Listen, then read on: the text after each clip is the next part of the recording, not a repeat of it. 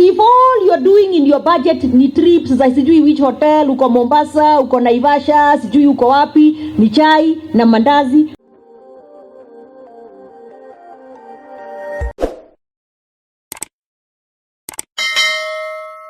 There is a legal requirement with a good reason that 30% of our budget must be allocated to development. This is because the development quotient develops livelihoods, enables business, facilitates access to government services, and through this performance contract, I expect every CCM to support their department to achieve its development recurrent ratio. Skizeni, my friends. Number one, the reason I will not renew your contract, na ujue hapo hiyo leo, if at the end of the financial year your department has not done its 30% share towards development, you are as good as gone, because we cannot just be using our budgets for recurrent. Sindio hiyo? We must do development for the county.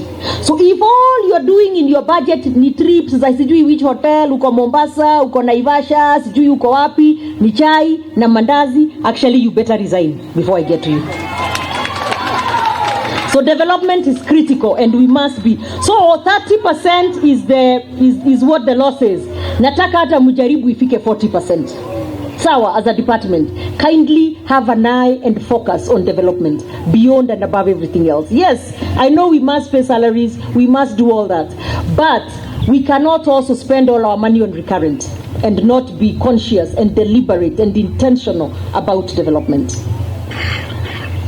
So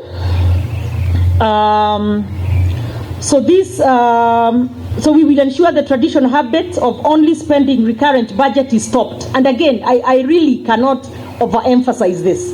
Again, my dear friends, that will be my one big measure of measuring you as a CCM.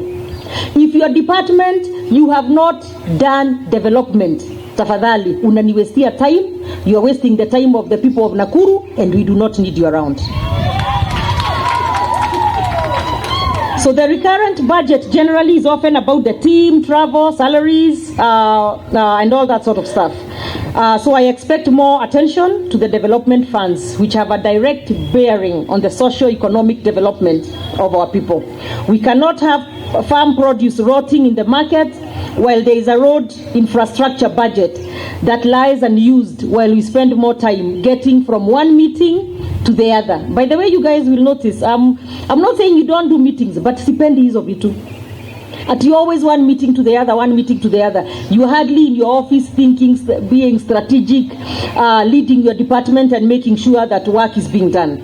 So, hapa lazima mufanye kazi, my friends.